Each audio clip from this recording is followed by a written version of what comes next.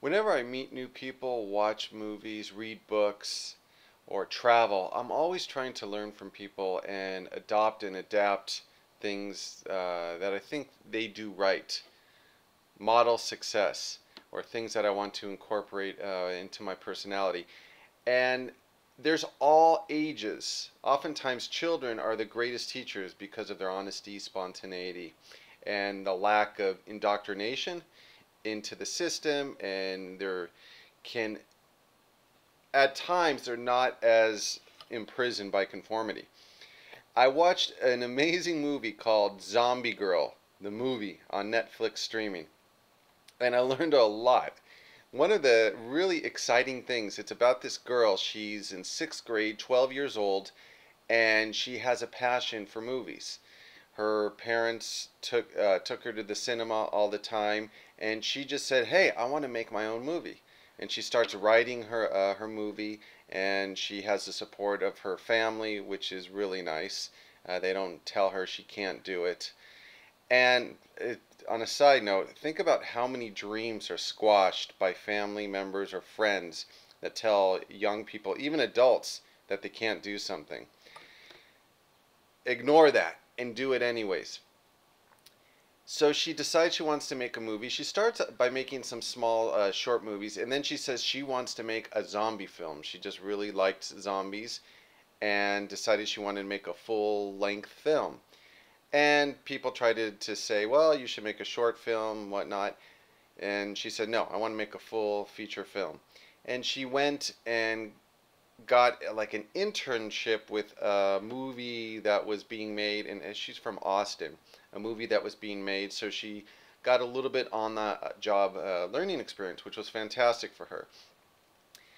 And then she took that, and oh, this is going to be some spoilers in this video, so if you first want to watch the movie, I recommend doing that, and then you could come back and watch my video.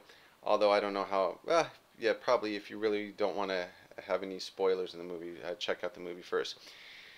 Let's continue. So then she comes back and she decides, well, she's going to make the zombie films. She starts making this film, and here she is. She's 12 years old, and she doesn't have this attitude of I can't do it, or find a million reasons why it's not going to work, or she's going to fail, or she procrastinates and says, okay, maybe when I become 16 I'll make a movie, or 18.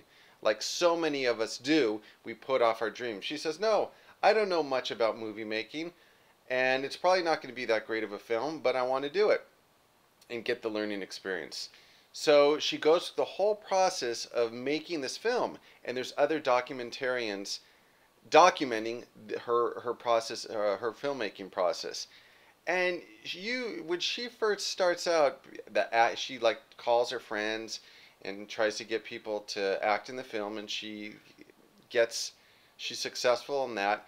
And the great thing, another great way in accomplishing goals, is she breaks it down in step by step. The first thing she did is she got an internship, and then after that she made some small short movies. And oftentimes when we have goals, we set this, oh, I want to make a full-length film, I want to write a novel, without proper steps to get up, to build ourselves up to that level.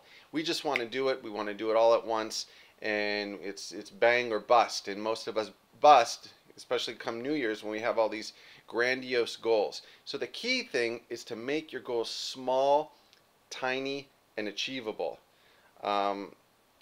There's a great book called One Small Step Can Change Your Life, and it's Kaizen principle. It's a Japanese principle, Kaizen, and it just talks about this process of just taking things small in little baby steps, so the mind doesn't procrastinate, the mind doesn't activate your fear. And it's amazing what you can do when you start inch by inch, or you take one step at a time in the direction of the things that you want to accomplish. Getting back to the movie. So the first thing she does is, the next step is call friends and find some friends to act in it, get a movie camera, get some microphone equipment, and then she writes her script out in these, small, like these scribbles on these notebook paper, and she starts building her script and her ideas, and it was really fascinating. This 12-year-old is doing all this, and she's just going for it. But even more fascinating than all that was her whole attitude towards the process. She would make so many mistakes. I mean, embarrassing mistakes, where she forgot to turn on the camera and she had to redo a whole scene, or where actors would ask her, "What should I do next?" And she says, "Oh, I don't know. Just do whatever you feel natural, whatever you feel comfortable." She looks totally out of her league, inept, and she's okay with that. And they interview her on camera, and she just is totally open and frank with her fault. She says, "Yes, I didn't do this, and I need to learn that," and she's just okay with that. Where most of us would beat ourselves up, "Oh, how can I do that?" and blah blah blah, and would just get so discouraged. She acknowledges her weaknesses and sees where she has to go and how she has to improve, and that's fine. It doesn't discourage her. That's the key. And then she continues making the film, and she's always very calm, almost like a detachment from the whole process. She doesn't get animated and, "Oh, you got to do this," like the actors would forget their lines, and her mom would be, "They need to know their lines. We're wasting time, and they need to know." And she says, "Mom, it's okay. You know, they're kids. They forget their lines. It's normal." And just this whole really calm attitude. And I thought, man, this is just such a great way for us adults, or even people her age, anybody, to the philosophy to adapt is to be patient with ourselves, be patient with others, allow a great amount of space to make mistakes and to learn and grow from those mistakes, and not to beat ourselves up. Because when we're going through a process, we're trying to achieve something, we generally only focus on the negative, all the things we're doing wrong, all the mistakes, and we don't see the bigger picture, that we're moving in the direction of our goal, and that's what's most important. There was one scene where she had to like shut down a supermarket and get the permission of the owners and the management, and had all the cast waiting. I mean, it was a whole elaborate scene, the finale of the movie, which took quite some time and was a lot of work, a lot of effort. And then, like a week later, they showed. So she got all that on tape. A week later, they showed her, and she was a little bit discouraged because she accidentally taped over some of the scenes that she'd spent all this time recording within the supermarket. And she's like, "Okay, well, I taped over it. Now I have to reshoot those scenes." And I think most of us would have been, "Oh, I can't believe it, all that work. How could I be so stupid? What an idiot I am. I taped over a very important part of the movie. Now it's going to be a big pain to reshoot it, yada, yada." And then we just get so discouraged. She just says, "Yeah, I taped over it." And I thought it was just, man, it was just amazing. And then another scene, her mom is telling her she needs to bring the charging equipment for the batteries.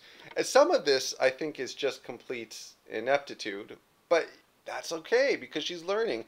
And she says, "No, Mom, we have enough batteries for the scenes. We don't need to bring all the chargers and all the equipment." And sure enough, she goes and she runs out of batteries, and she has to call someone to bring all that charging equipment. But again, never getting down on herself, never getting discouraged, just keep on plodding along.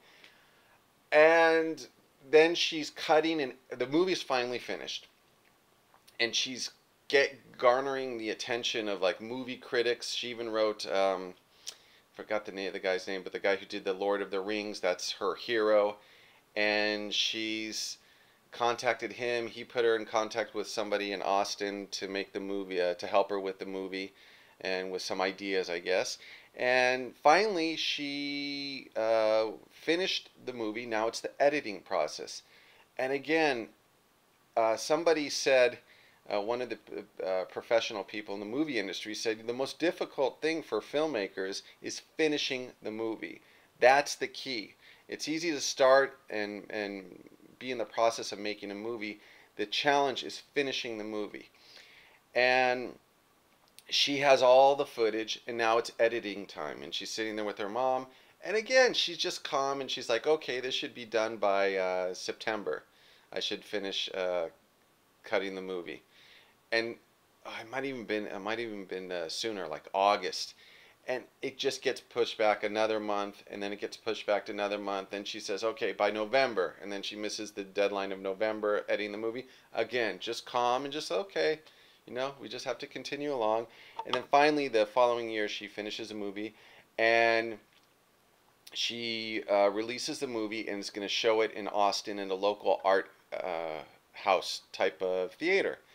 And it's sold out. Here's a 12-year-old made a movie, and it's sold out, and it's getting all kind of newspaper press around the states about this young girl who's made this movie.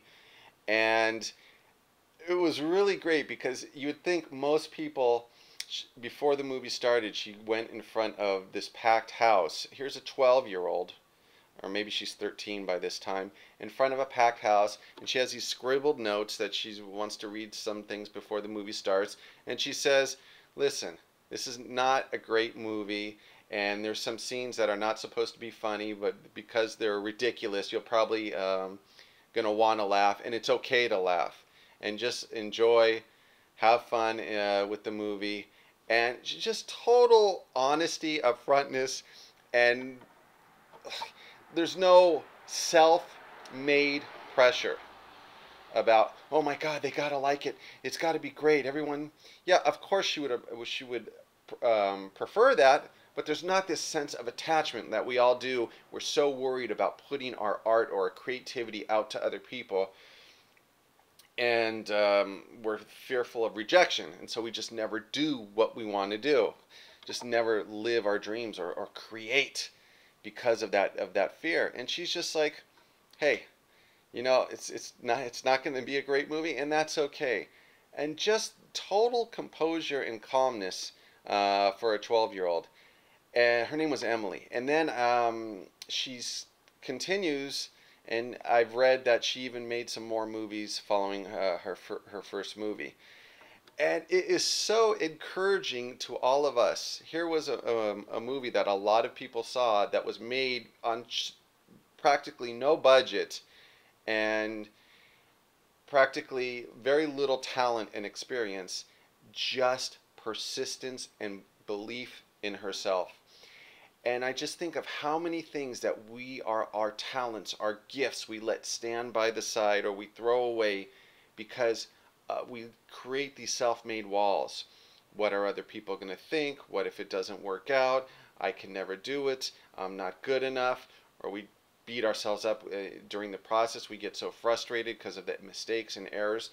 And that is all part of life. That is all part of the joy of creating, is growing and learning and evolving through this whole process, instead of having such high expectations upon ourselves, being a perfectionist, wanting everything to work out, wanting things to go our way. There were so many things that she was doing that completely didn't go her way. Actors that didn't show up, and all the other things that I said, all the other problems with her mom, so on and so forth. And she just kept plodding along. And it's persistence, consistency, and breaking things down to the smallest component that enables us to achieve our dreams.